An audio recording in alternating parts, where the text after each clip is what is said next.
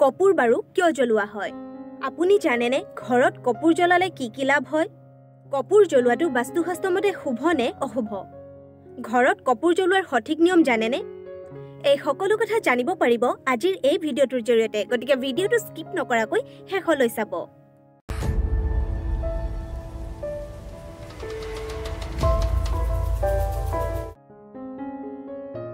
কপুৰ আমি যদি ঘৰত জ্বলাওঁ আমি তাৰ বহুতো ভাল ফল পাওঁ। তাৰে কিছুমান হ'ল, যিকোনো এটা পাত্ৰত কপুৰ আৰু লং লৈ জ্বলাই দিব। এটা কথা মনত ৰাখিব, কপুৰ আৰু লং কিন্তু বিজুৰীয়া হ'ব লাগিব। যেতিয়াই পাকঘৰত সকলো কাম শেষ হৈ যায় তেতিয়া আপুনি এই কাম কৰিব লাগিব। আৰু এয়া আপুনি প্ৰত্যেক বৃহস্পতিবাৰে একেৰাহে 11 দিন কৰিব লাগিব। ফলত আপোনাৰ ঘৰত যি নেগেটিভ এনাৰ্জি থাকে সকলোখিনি আঁতৰ হৈ যাব আৰু ধন সম্পত্তিৰ যি অভাৱ থাকে সেয়াও দূৰ হ'ব। দ্বিতীয়তে কোৱা হয় যে কপুৰ জ্বলালে পুণ্যপ্ৰাপ্তি হয়, কিয়নো কপুৰ দেৱী দেৱতাৰ পচন্দৰ। সেইবাবে যদিহে আপুনি দেৱী দেৱতাক প্ৰসন্ন কৰি আশীৰ্বাদ পাব বিচাৰিছে তেতিয়াহ'লে সদায় ৰাতিপুৱা গধূলি চাকি বন্তি জ্বলাই যেতিয়া ধূনা দিব তাতে 9টা কপুৰ দি দিব।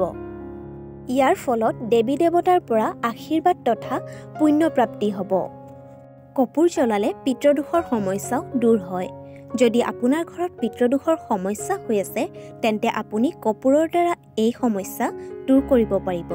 আপুনি কি কৰিব লাগিব জানেনে?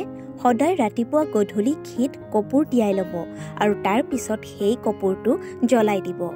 এনেকুৱা যদি আপুনি সদায় কৰে তেন্তে দেখিব আপোনাৰ ঘৰৰ পৰা পিতৃদোষৰ সমস্যা আঁতৰিব ধৰিছে।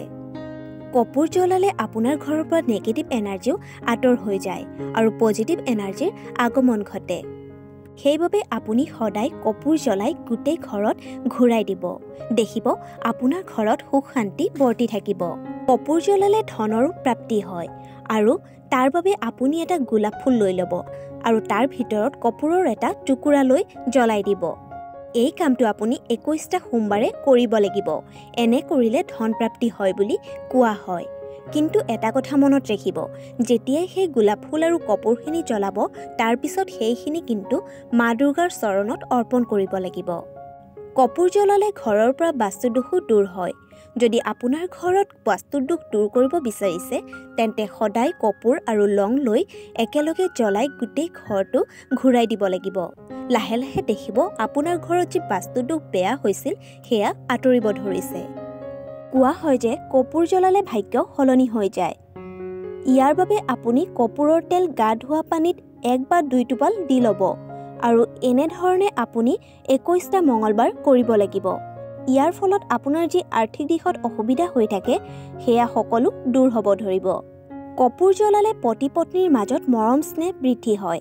ইয়াৰ বাবে আপুনি ৰাতি শোৱাৰ সময়ত নিজৰ বেডৰুমত 2টা কপুৰ জ্বলাই ৰাখিব। এই কামটো আপুনি সদায় কৰিবলৈ চেষ্টা কৰিব।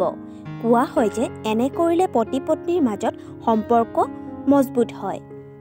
আপোনাৰ বিয়া বাৰুত যদি কিবা বাধা আহি আছে তেতিয়াহ'লে কোৱা হয় যে কপুৰে সেই বাধা আঁতৰাই দিয়ে। ইয়াৰ বাবে আপোনালোকে 6টা কপুৰ আৰু 36টা লং লৈ মা দুৰ্গাৰ চৰণত অৰ্পণ কৰিব লাগিব আৰু নিজৰ বিবাহৰ কাৰণে প্ৰাৰ্থনা কৰিব লাগিব। এনেধৰণে 8টা মঙলবাৰ কৰিব লাগিব। তাৰ পিছত দেখিব মা দুৰ্গা আপোনাৰ ওপৰত সন্তুষ্ট হ'ব আৰু আপোনাৰ যি মনোকামনা আছে সেয়া পূৰণ হ'ব ধৰিব। যদি আপোনালোকে মোৰ এই ভিডিঅ'টোৰ দ্বাৰা কিছু কথা হ'লেও জানিব পাৰিছে তেন্তে ভিডিঅ'টো লাইক, কমেণ্ট আৰু শ্বেয়াৰ কৰি দিব। লগতে মোৰ চেনেলটো ছাবস্ক্ৰাইব কৰি দিবলৈ কিন্তু নাপাহৰিব।